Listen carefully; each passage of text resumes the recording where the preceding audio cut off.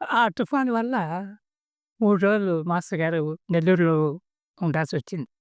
సరే నాకు మొదటి నుంచి 2 సంవత్సరాలు మాస్టర్ గారి దగ్గరికి వెళ్ళినప్పటి నుంచి ఆయన మీద భక్తి కంటే చనువు ఏర్పడిపోయింది. పిచ్చి చనువొచ్చింది. ఇంకో నాకు తెలియకుండానే మాస్టర్ గారు ఎప్పుడూ నాకు ప్రత్యేక ప్రసాదం ఇస్తుండాలా అని మనసులో కోరికుంది. ఆయన ఇచ్చేది ప్రత్యేక ప్రసాదమే ఉండాలా అని. సరే మాస్టర్ గారు అక్కడ నెల్లూరులో ఉన్నప్పుడు ఒకరోజు మాస్టర్ గారు ఉండే ఆహ్, విశ్రాంతి గృహానికెళ్ళాం. అది నెల్లూరులో సాయిబాబా మందిరం కట్టించిన రాజగోపాలాచారి గారి ఇల్లది. దాన్ని రిపేర్ చేసి రంగులేసి కూర్చోబెట్టారు. మాస్టర్ గారిని ఆహ్వానించినారక్కడ. అక్కడ పెట్టాను మాస్టర్ గారిని. నేను వెళ్ళేసరికి మాస్టర్ గారు భోజనం చేస్తున్నారు. తాంబూలం వడ్డిస్తున్నారు. నేను పక్క పోయాను కూర్చున్నా అక్కడెందుకులే అని. సరే పూర్తయిపోయింది. మాస్టర్ గారికి నమస్కారం చేసి ఏం కూడా మాట్లాడలా. నమస్కారం చేసుకున్నాను. ఈ లోపల రామారావు మాస్టర్ గారు అలాగే తీసుకొచ్చి చేస్తా అది ప్రసాదం. నే నేను మన ప్రవృత్తిని బట్టే మాస్టర్ గారి లీలలు అర్థమవుతాయి. వస్తాయి అవి. ప్రసాదం అది పిలిచేసాడు. అసలు ఆయన తినాలి కానీ "నువ్వు తిను" అన్నారు. ఆ! దొరికింది అనుకోని ప్రసాదం తీసుకొని వచ్చేది. ఆ తర్వాత 88 మే 15 విద్యానగర్‌లో ధ్వని ప్రతిష్ఠ. మామూలుగానే నేను కొబ్బరికాయ తీసుకెళ్ళా. అప్పుడు విద్యానగర్ అంటే కూడా ఏం తెలీదు. వెళ్ళాను. పోతే అక్కడ ధ్వని తెచ్చి నేనేసిన కాయ ఉంది. నేనిచ్చిన కాయ దునిలో వేశారు. సరే అయిపోయింది. ఇక 8 విజయదశమి రోజు ముందు రోజు పారాయణ చేసుకున్నాను నేను ఇంట్లో. విజయదశమి ముందు రోజు ఒక 2 రోజుల ముందు పారాయణ అయిపోయింది. ఆ రోజు రాత్రి మాస్టర్ గారికి పాదుకలు చేయిస్తే బాగుంది అనిపించింది. సరే మా ఇంటికి ఎదురుగ్గా ఒక కుమ్మరతనున్నాడు. వాడి కుండలతో పాటే గ్రామాల్లో కుండల్లో వాడే సప్లై చేయాల. అందరి ఇళ్ళకి వాడే ఇవ్వాల. వాడు వడ్రంగి పని కూడా తెలుసు. మా ఇంట్లో టేకు చెట్టు ఉంటే టేకు వాడికిచ్చి "ఒరేయ్! పాదుకులు చేయాలిరా" అన్నా. పాదుకులంటే వాడికి అర్థం కాలే. "చెప్పురా" అన్నాడు. "ఆ! ఏదోకటి చెయ్యి" అన్నా. సాయంత్రం కల్లా చేసుకొచ్చాడు. మర్నాడు విజయదశమి. మర్నాడు 9:30 లోపల మాస్టర్ గారి దగ్గరికెళ్ళా. 88 విజయదశమి రోజు. మాస్టర్ గారి దగ్గరికి ఒంగోలుకెళ్ళా. అక్కడ 50, 60 మందున్నారు. ఆయన ఎక్కడికో బయలుదేరడానికి రెడీగా ఉన్నారు. అక్కడ పాదుకలు బయట. అందరూ చూస్తూనే ఉన్నారు. "ఏందిరా" అన్నారు. "మాస్టర్ గారు మీరు పాదుకలు వేసుకోబాకు." ఆయన "ఏయ్! అటువంటేం చేయను. కావాలంటే బాబా వారి పూజ చేయిస్తా. పోయి మీ ఇంట్లో పెట్టి పూజ చేసుకో" అన్నారు. నేను మనం కొత్త దూరాష్ట్ర పరప కదా! అది వీలు కాదు మాస్టర్ గారు. మీరు వేసుకోవాలి నేను తీసుకోవాలన్నా ఇక్కడే గట్టిగా మాట్లాడేసా. అక్కడ వాళ్ళందరూ ఆశ్చర్యపోతే ఏంది ఇంత రఫ్ అండ్ టఫ్‌గా మాట్లాడుతున్నాడు ఈయన మాస్టర్ గారితోటి అని. మాస్టర్ గారు నవ్వి సరే సరే ఆహ్, సాయిబాబా మిషన్‌కి పూజుంది. అక్కడ ఇవ్వాలా నువ్వు రా అని చెప్పేసి ఆయన వెళ్ళిపోయినారు. సరే నేను ఆయన కార్‌లో ఎళ్లారు. నేను పాదుకలు తీసుకొని ఎళ్ళా. అక్కడ పూజ అయింది. అందరూ ప్రసాదాలు తీసుకొని వెళ్ళిపోతున్నారు. మాస్టర్ గారు కూర్చున్నారక్కడ. కూర్చున్నారు. ఒక దగ్గర ఇట్లా కూర్చున్నారు. పాదుకలు పెట్టి వేసుకున్నారు.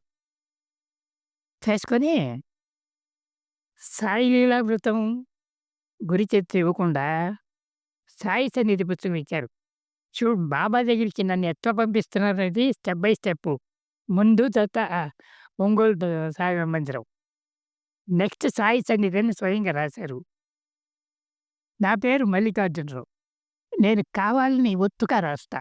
మామూలు ఇట్లా రాస్తారు గదా! అది కాకుండా ఒత్తుగా రాస్తా. ఆయన ఆ పుస్తకం మీద అదే రాశారు. 'చిరంజీవి మల్లికార్జునరావుకి' అని ఆ పుస్తకం ఇచ్చారు. మీరు అటు కాసేపు తిరగాలి గదా! అన్నా.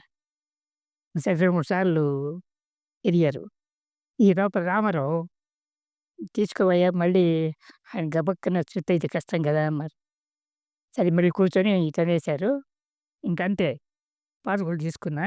ఎట్లా పూజ చేయాలి ఏం అడగలా. "రేయ్ బయలుదేరుతున్నాం సార్" అన్నా. "ఆ! పోయేటప్పుడు దిండులో టెంకాయేసి బాబా ప్రసాదం తీసుకొని వెళ్ళిపో" అన్నారు. మనం ఎప్పుడు గురువు మాట ఇనేవాళ్ళం కాదు కదా!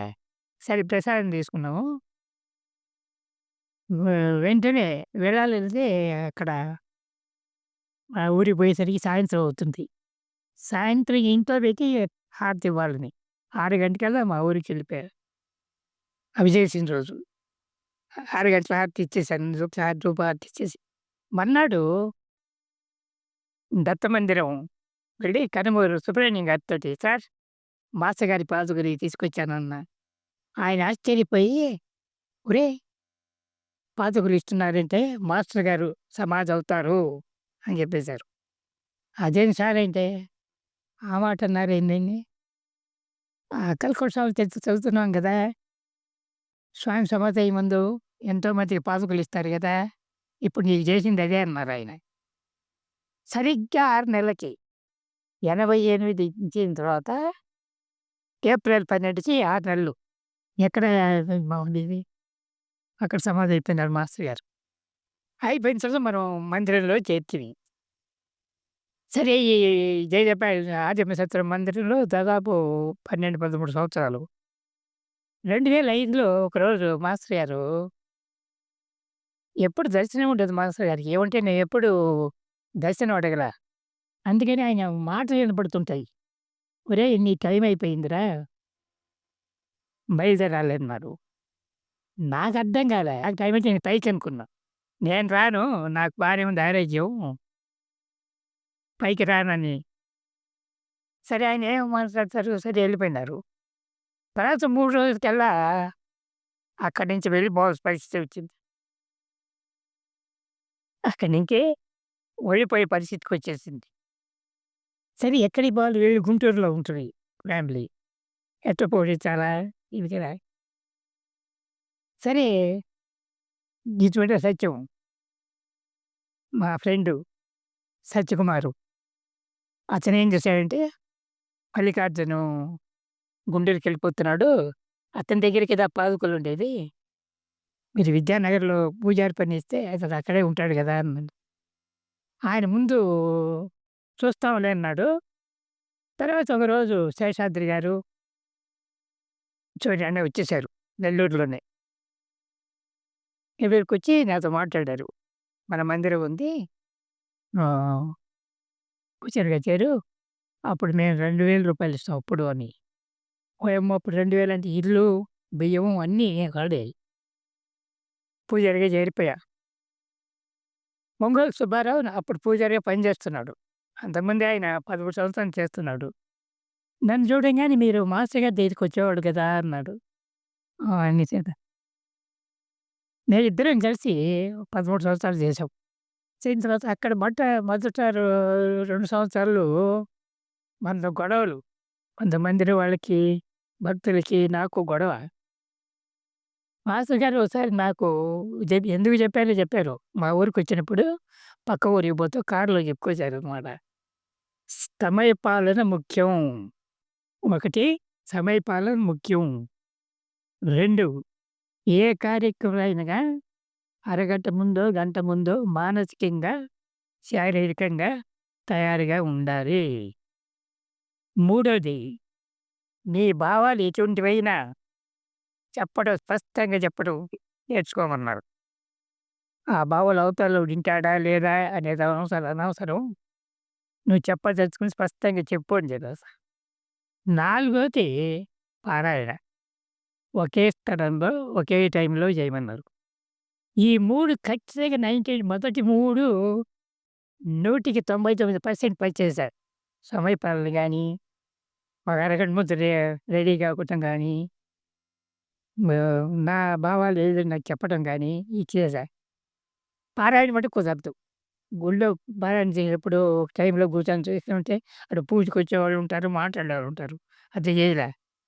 ఇది ఆచరించిన దానివల్ల ఈ 3 చెప్పు దెబ్బలెక్కువయినాయి. అంటే మనం ముక్కు సూటిగా పోతుంటాం గదా! అందువల్ల కొంచెం ఇబ్బంది పడ్డా 2 సంవత్సరాలు.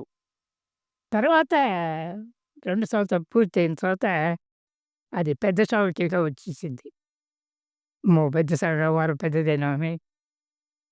సూర్యనారాయణ గూడా నాకు బాగా సూర్య శేషాద్రి, గోవిందప్ప గారు నాకు బాగా సహాయంగా ఉండేవాళ్ళు. నా మీద చాలా గౌరవంతో ఉండేవారు. 13, 14 సంవత్సరాలు అక్కడ మంజరి గారి పనిచేసి, ఇప్పుడు ప్రస్తుతం విశ్రాంతి తీసుకుంటూ విజయవాడలో మా అమ్మాయి దగ్గర ఉన్నారు.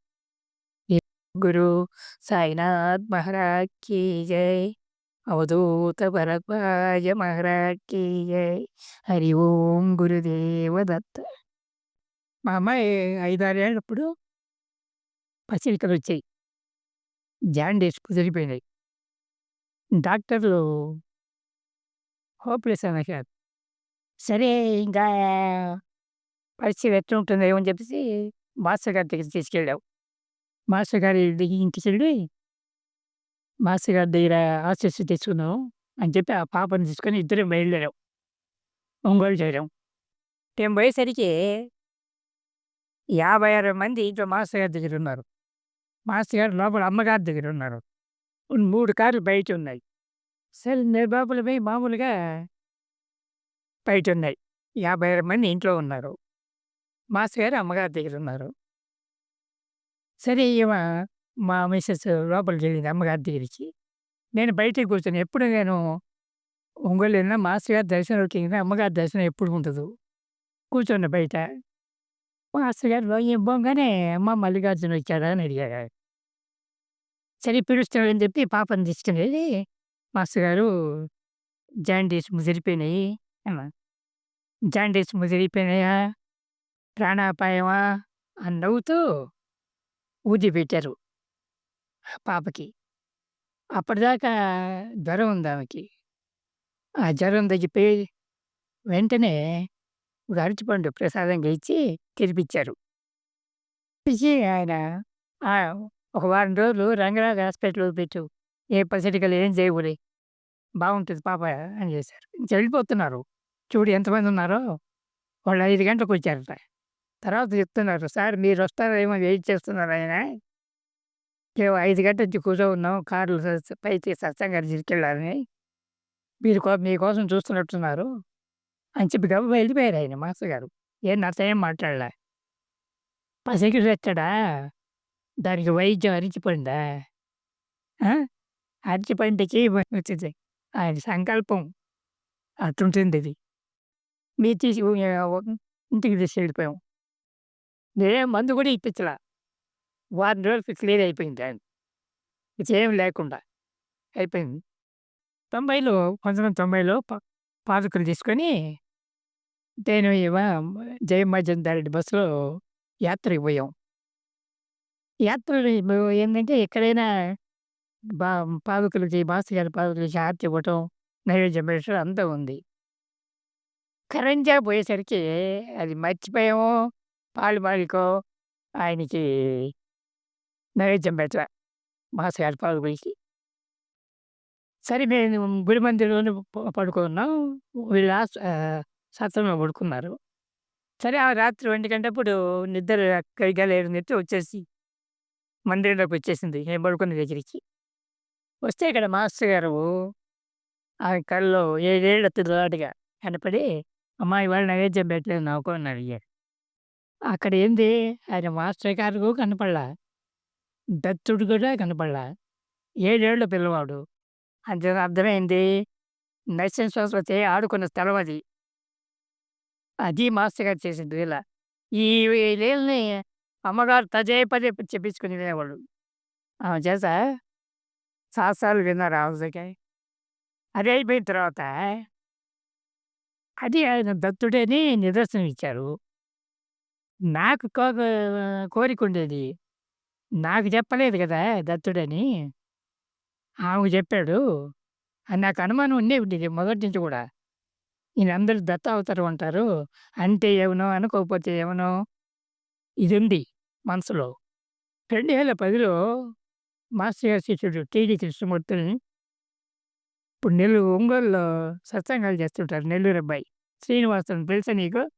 ఏందే పూజలన్నీ చేస్తుంటారు శ్రీనివాసు. వాడు, మా సత్యకుమారు, నా స్నేహితుడు టీడీ కృష్ణమూర్తి నలుగురు కలిసి నర్సాబావుడికెళ్లారు పాదుకలు తీసుకొని గుడిచెత్త పారాయణ చేయడానికి.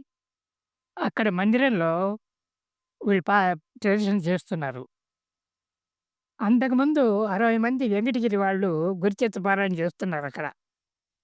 అంతకుముందు 3 రోజుల నుంచి. ఆఖరి రోజది. మాస్టర్ గారు పాదుకలు నరసింహపాడి చేరిపోయేప్పుడు వాళ్ళకి ఆఖరి రోజది సప్తాహం చేసి. వాళ్ళకి తెలిసిపోయింది మాస్టర్ గారి పాదుకలు వచ్చాయని. వెంటనే వాళ్ళు 60 మంది భజన చేసుకుంటూ వచ్చారు. దిగంబర దిగంబర అని. మందిరం చుట్టూ తిరిగి మందిరం పూజారి అక్కడ నరసింహపాడి పూజారి ఇదేంది ఇది ఆశ్చర్యంగా ఉందని చెప్పేసి మా సత్యకుమార్ ఉంటే పాదుకలు తీసుకొని మాస్టర్ గారి పాదుకలు లోపల నరసింహ సరస్వతి పాదుకలు విప్పించేశారు నరసింహపాడులో. అది జరగదు. అది తెలిసింది. వాసుదేవన సరస్వతికే వాళ్ళు అబ్జెక్షన్ చేస్తున్నారు. ఆయనేంది బ్రాహ్మణ అసలు ఇక్కడ పాదుకలు సరే మాస్టర్ గారి పాదుకలు అక్కడ పెట్టేశారు. అంటే మాస్టర్ గారు ఏంది నేనే తత్తుడని చెప్పడం. అప్పుడు నాకు అర్థమైపోయింది. మన అనుబంధానికి సమాధానం చెప్తున్నది. 2014లో గిరినారు యాత్ర వచ్చింది నాకు. విజయవాడ వరకు నన్ను తీసుకెళ్లారు. అప్పటికి నా వయసు 69, 70 ఉంటాయి. చిన్నారికి ఎక్కడానికి ఆ రోజు మకర సంక్రాంతి ఆదివారం. మధ్యాహ్నం 3 గంటలప్పుడు బయలుదేరాం ఎక్కడానికి. వాళ్ళందరూ స్వెటర్సు, మేజోళ్ళు, చేతిగోళ్ళు అన్నీ ఏసుకున్నారు. కానీ నేను ఏమి లే పైజమా, చొక్కా. వాళ్ళంతా ఆశ్చర్యం చలికాలం ఇది. మన సైగాలది ఏంది ఒక 200 మెట్లు ఎక్కామనుకో ఖచ్చితంగా చెమట పడుతుంది. కూర్చుంటాం. చెమట పడితే చలి రాదు. ఇది మన సైకాలది. వాళ్ళు కర్రపోట్లేసుకొని అంత భయపడాల్సిన అవసరం లేదు గిరినారులో. 10,000 మెట్లవి. సరే అందరూ బయలుదేరారు. వాళ్ళు 4 గంటలకల్లా పైకి చేరిపోయారు. 8,000 మెట్ల దగ్గరికి చేరిపోయారు వాళ్ళు. నేను, ఇద్దరు భార్యాభర్తలు 7 గంటలప్పుడు ఇంకా ఉన్నాం చేరకుండా. ఒక 5,000 మెట్లెక్కిన తర్వాత ఒక అమ్మవారి దేవస్థానం ఉంది. అమ్మవారి దేవస్థానం దర్శనం చేసుకొని అక్కడి నుంచి 3,000 మెట్లు ఎక్కాలి మళ్ళీ. కాసేపు కూర్చొని అప్పుడు సాయంత్రం 7, 8 అవుతున్నది. ఎవ్వరు ఉండరు. చలికాలం అందరూ పోయి పరిగెత్తుకొని వచ్చేస్తుంటారు. 8,000 కిలోమీటర్ల మెట్లల్లో కమండల్ కుండని ఆశ్రమం ఉంది. దత్తుడు అక్కడ కమండలం వేశాడట. ఆ ఆశ్రమంలో విజయవాడ వాళ్ళకి బాగా పరిచయస్తులు వాళ్ళు. అప్పటికి 8:30 అయిపోయింది. అందుకని వాళ్ళేం చేశారంటే, "ఇక్కడే ప్రసాదం తినండి మీరు. ఇక్కడే పడుకోండి" అని చెప్పారు వాళ్ళు. ఆ ఆశ్రమం ఎవరికీ దొరకదు. మనకది మాస్టర్ గారి దయ. ఆ పాదుకలు తీసుకొని బయలుదేరాం కదా! పాదుకలు అక్కడ మంది అక్కడ కమండలం రాస్తుంటే కూర్చొని పడుకున్నాం. వాళ్ళేందంటే ఒక్క గ్లాసే వాటర్ ఇస్తారు. వాటర్ పైనుండవు. తాగడానికే ఇస్తారు. పొద్దున్నే లేచి మేము ఆదివారం నైట్ నిద్ర చేసాం. సోమవారం నాడు అక్కడ దుని వెలిగిస్తారు. దుని వెలిగిస్తా అంటే వాళ్ళు వెలిగించరు. సోమవారం ఉదయం ఆ దునిని తోటి శుభ్రం చేస్తారు. ఊరికే కట్టెలు పెడతారు అంతే. ఒక్క 5 నిమిషాల లోపల దుని ప్రజ్వలిస్తుంది. అదే ఆశ్చర్యం. ఆ దుని చూసాము. పళ్ళు తోముకోవడానికి కూడా ఏమి లే. ఇంకా 2,000 మెట్లు ఎక్కితే దత్తు తాతకి పైకొచ్చేస్తాం. కానీ స్నానం చేత పళ్ళు తోముకోకపోతే ఇదేని. అప్పుడు వాసుదేవనాథ సరస్వతికి దత్తుడు కనపడి అక్కడ ఒకరోజు ఆయన ఇట్నే ఏం టిఫిన్ ఏం తీసుకోకుండా కూర్చొని ఉంటారు. పలహారం తీసుకోకుండా. అప్పుడు దత్తాత్రేయుడు చెప్తారు, "నీ ఇంకా కర్మ సన్యాసివేను. గుజరాత్ వాడి వేషంలో వచ్చి ఇదిగో ఈ పూరీలు తిని పైకెక్కమని" చెప్తారు. అది గుర్తుకొచ్చింది. ఆయన కూడా పళ్ళు కూడా ఏం తోమడు. మేము కూడా అంతే పళ్ళు స్నానం ఏమి లే. ఇంక 2,000 కిలోమీటర్లో పాదుకలు తీసుకొని బయటిచ్చాం. అక్కడ దత్తుడి పాదుకలు ఉన్నాయి అప్పట్లో. అక్కడ ఈ విజయవాడ రాజా వాళ్ళు వీళ్ళు భజన మొదలుపెట్టారు అరగంట సేపు. అక్కడే లోపలే. అది పొయ్యేసి తిరిగి రావాలంతే. సరే అందరం కూర్చొని ఒక అరగంట సేపు భజన చేసాం. పాదుకలు ఆ దత్త పాదుకలు పెట్టారు వాళ్ళు. పెట్టి పూజ చేసిచ్చారు. మాస్టర్ గారి పాదుకలు. అక్కడ దర్శనం చేసుకొని సాయంత్రానికి వచ్చేసాం. సరే నేను మళ్ళీ విద్యానగర్‌కి వచ్చేసాను మామూలుగానే.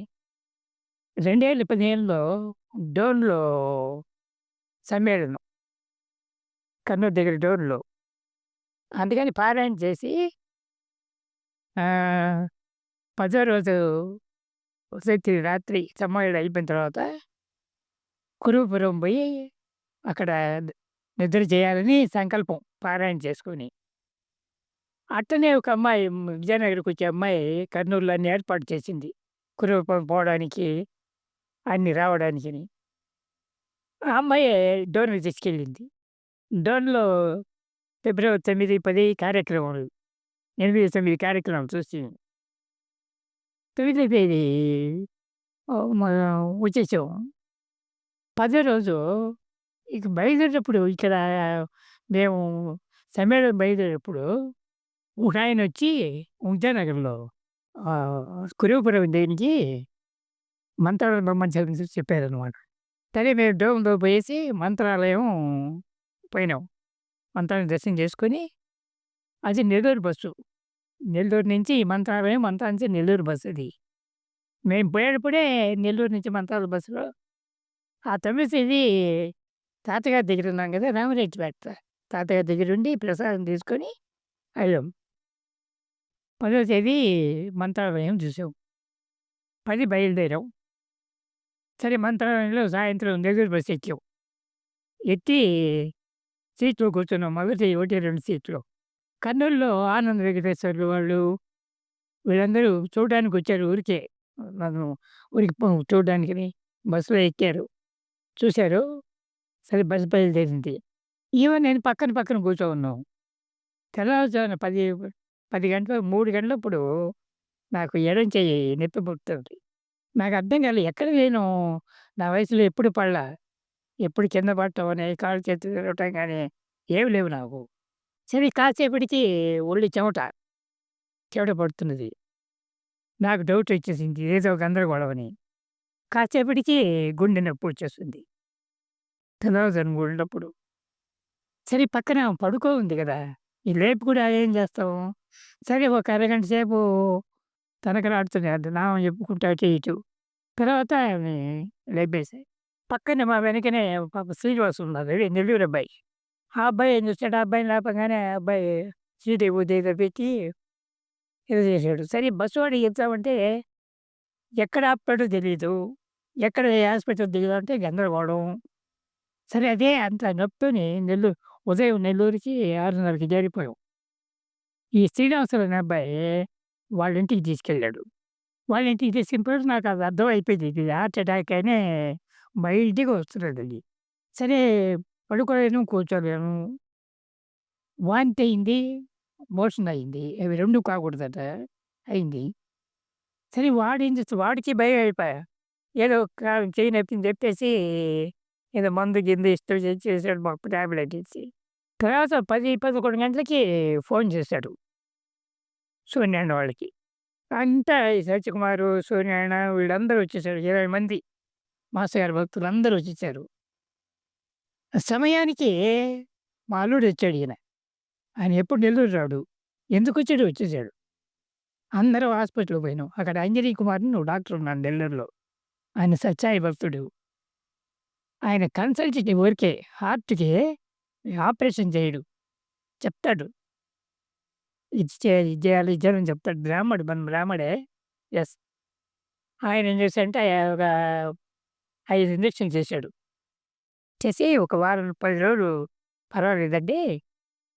తర్వాత ఆపరేషన్ చేయాలా? ఇక నెల్లూరులో మటుకు మాత్రం చేర్పించొద్దు. ఇది నెల్లూరు చాలా డేంజరు వ్యవహారం అని. మా అల్లుడు ఏమన్నాడంటే, "మరి లేదండి మా మామగారిని విజయవాడకి తీసుకెళ్తామండి." విజయవాడకి తీసుకొచ్చేసారు. ఇదే ఇల్లు. విజయవాడ తీసుకొని చూస్తే హాస్పిటల్‌లో జాయిన్ చేశారు. హాస్పిటల్‌కి ఆయన పూర్ణచంద్రరావు గారిని సాయి భక్తుడాయన. హాస్పిటల్‌లో ఇంత పెద్ద సాయి మందిరం కట్టించుకున్నారాయన.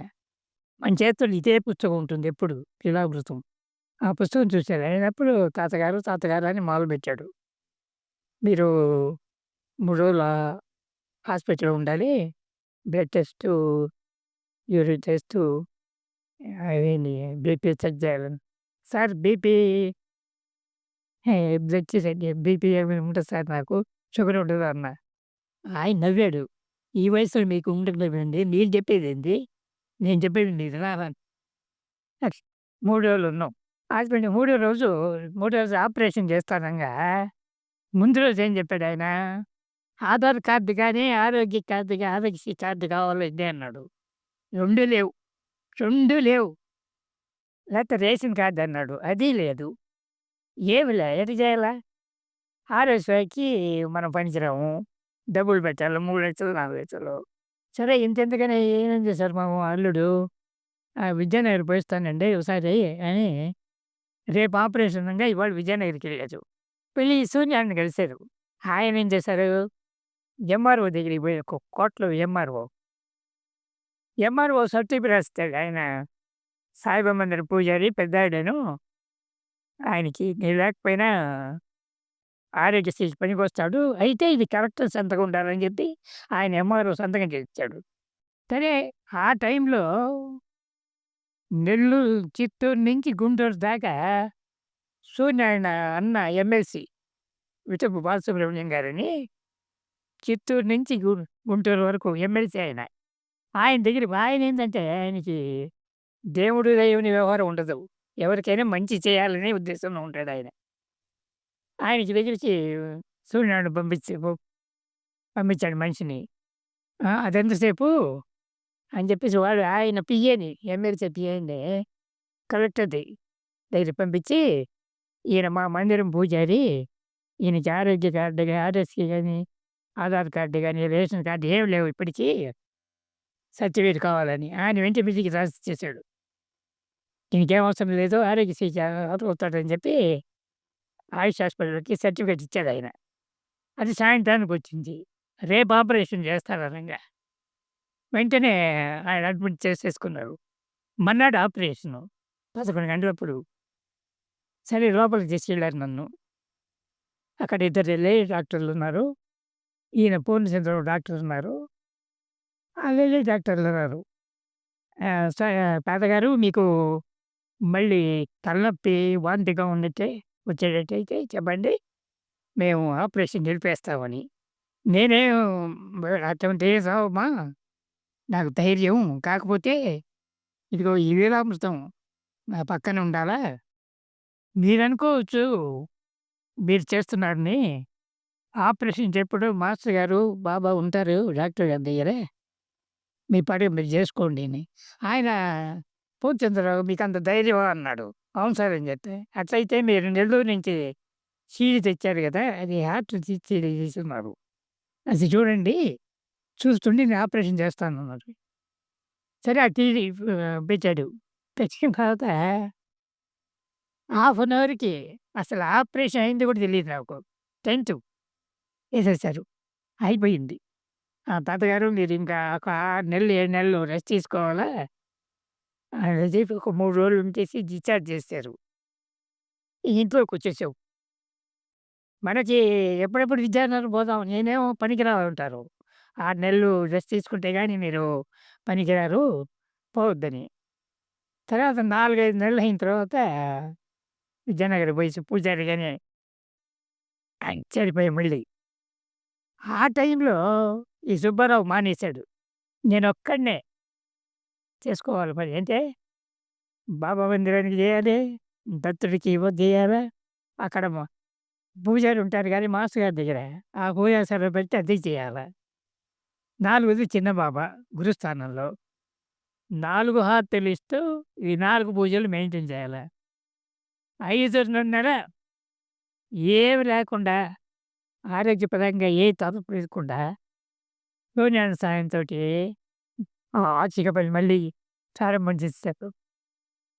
అది మాస్టర్ గారి లీలంటే. శ్రీ సచ్చిదానంద సద్గురు సాయినాథ్ మహారాజ్ की जय। गुरुदेव भरद्वाज महाराज की जय। हरि ओम गुरुदेव दत्त।